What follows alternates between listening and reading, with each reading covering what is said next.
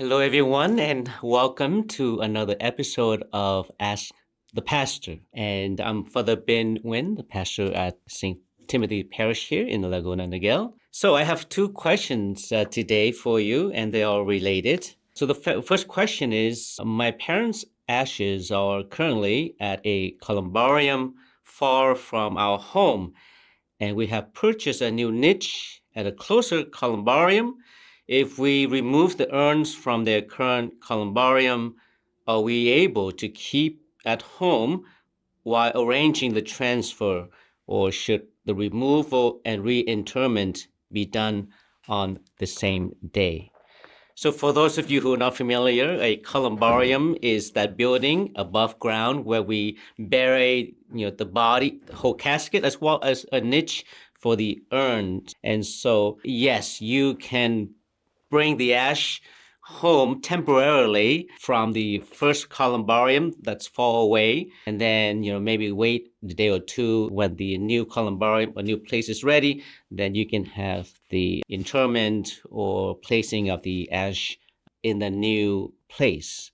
Another question is, I want to be buried in the ocean. Since scattering ashes is not permitted, would it be acceptable under church teaching to place an urn containing ashes into the ocean for burial? Yes, this has been the practice of the church for a very long time. And so the church does allow burial at sea, where you have either the whole body or the ashes in a heavy container that can be submerged on the bottom of the sea. And so if you want to plan for a burial at sea, there are licensed companies that does that, and you can check that online. And so they do it appropriately according to the Catholic tradition. And so the burial at sea is very different from the scattering of ashes at sea. For some people, that is a burial, but really it's not. And it is not accepted by the Catholic Church. Christians and Catholics, we believe that the body is very important, and that we are to treat the body or the ashes reflecting our Christian faith, that God has created us with a body and a soul, and that our body, our physical body, is an integral part of who we are. And so whether we are living or we are deceased, we still have the same respect for the person. So it reflects our belief in the resurrection. And so the body is a temporal vessel here on earth, but also that in the life to come, God raises our body and changes our body into a glorified body.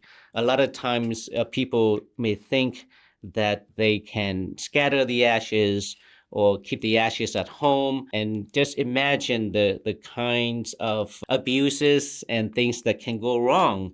Sometimes the ashes are left, in the homes for years and years, generations and generations, and it can get lost, it can get confused and mistreated.